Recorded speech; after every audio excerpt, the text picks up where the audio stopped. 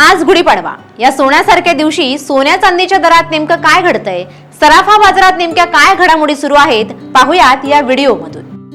आज गुढीपाडव्याला सोनं चांदी खरेदी करणाऱ्यांसाठी मोठी गुड न्यूज मिळाली आहे। सोन्या चांदीच्या दरात मोठी घसरण पाहायला मिळते, पण या घसरणीमुळे गुंतवणूकदारांमध्ये चिंतेचं वातावरण पाहायला मिळते। दुसरीकडे ही खरेदीची संधी मानली जाते। गेल्या काही महिन्यांपासून सातत्याने नवनवे उच्चांक गाठणाऱ्या सोन्या आणि चांदीच्या किमतींना आज अचानक ब्रेक लागलाय। आंतरराष्ट्रीय बाजारातील घडामोडी आणि अमेरिकन डॉलरच्या मजबूतीमुळे भारतीय सराफा बाजारात आज सोन्या चांदीच्या दरात मोठी घसरण पाहायला मिळाली। लग्नसराईचा हंगाम सुरू असताना झालेल्या घसरणीमुळे सर्वसामान्यांना काहीसा दिलासा मिळाला असला तरी गुंतवणूकदारांमध्ये मात्र चिंतेचं वातावरण निर्माण झालंय।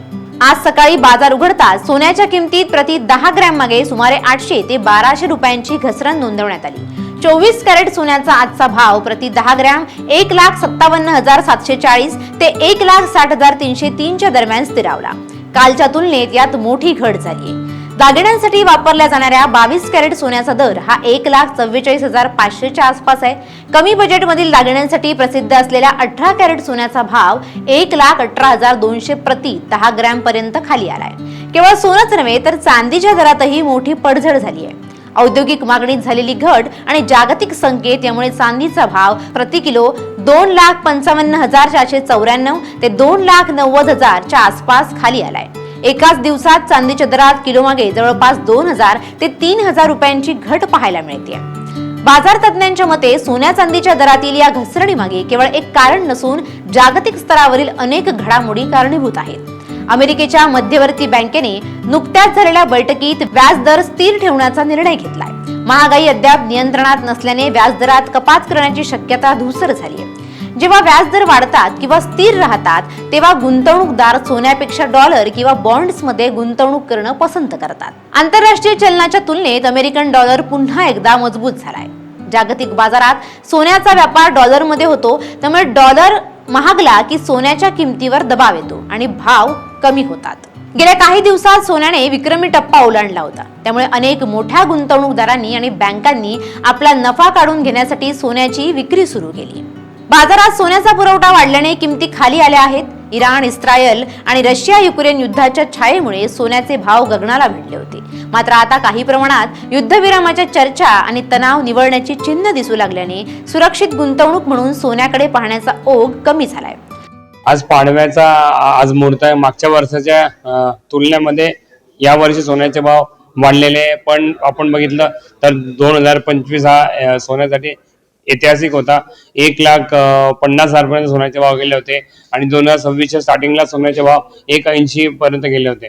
पण आता रिसेंटली US आणि इराणचं जे युद्ध सुरू आहे त्यामुळे महागाई वाढलेली आहे, ट्रान्सपोर्टेशन क्रायसिस आलेले आहे आणि ऑइलमध्ये जे सातत्याने ऑइलचे भाव वाढल्यामुळे त्याचे प्राइसेस खूप वाढत आहे, गुंतवणुकी त्यात वाढते आणि डॉलर इंडेक्स जो आहे तो आज खूप स्ट्रॉंग झालेला आहे।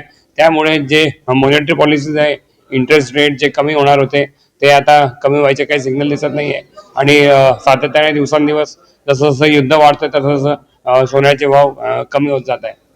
आगामी काळात काय वाटतं, सोन्याचे भाव वाढतील? पुढचा आपण विचार केला तर जोपर्यंत युद्ध सुरू आहे तोपर्यंत सोन्याचे भाव थोडेफार अजून कमी व्हायची शक्यता आहे। पण एकदा काही पण सिग्नल आले युद्ध थांबायचे, एकही सिग्नल आलं तर सोनं परत बाउन्स बॅक व्हायची शक्यता आहे आणि 2026च्या एंड पर्यंत 1,80,000 पर्यंत जायची शक्यता आहे। वाढलेल्या किमतींमुळे भारतीय बाजारपेठेत सोन्याची किरकोळ मागणी काही प्रमाणात मंदावली होती। मागणी कमी झाल्याचा परिणामही किमतीवर झालाय। भारतातील प्रमुख शहरांमध्ये सोन्याच्या दरात थोडीफार तफावत दिसून येते। देशाची आर्थिक राजधानी असलेल्या मुंबईत 24 कॅरेट सोन्याचा भाव 1,56,441 प्रति 10 ग्रॅम नोंदवला गेलाय। पुणे म्हणजेच विद्येचे माहेरघर असलेल्या या पुण्यात दर 1,54,640 च्या आसपास आहे। सुवर्णनगरी म्हणून ओळखल्या जाणाऱ्या जळगावात स्थानिक करांमुळे दर 1,70,510 पर्यंत पाहायला मिळतोय।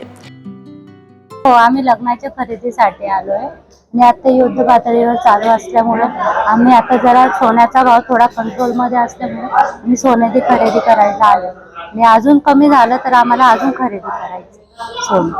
तर आम्ही नेहमी इथनच घेतो आणि मेकिंगवरही छान आम्हाला सूट भेटते, त्यामुळे आम्ही नेहमी इथनं मुंबईवरनं स्पेशली मी इथं घ्यायला येते। सोनं तसं वर खाली होत चाललंय. आम्हाला आमच्या बजेटनुसार भेटलं. आता आम्ही आलेलो होतो, मग आम्ही या बजेटमध्ये घेतलं. आता यावेळेस सोनं हे 2 लाखापर्यंत गेलेलं होतं. आता जरा कमी झालं, त्यामुळे आम्ही घ्यायला आलो. सोन्याचे दर घसरल्याने ज्यांच्या घरी येत्या काही दिवसात लग्न समारंभ आहे त्यांच्यासाठी ही सुवर्ण संधी मानली जाते.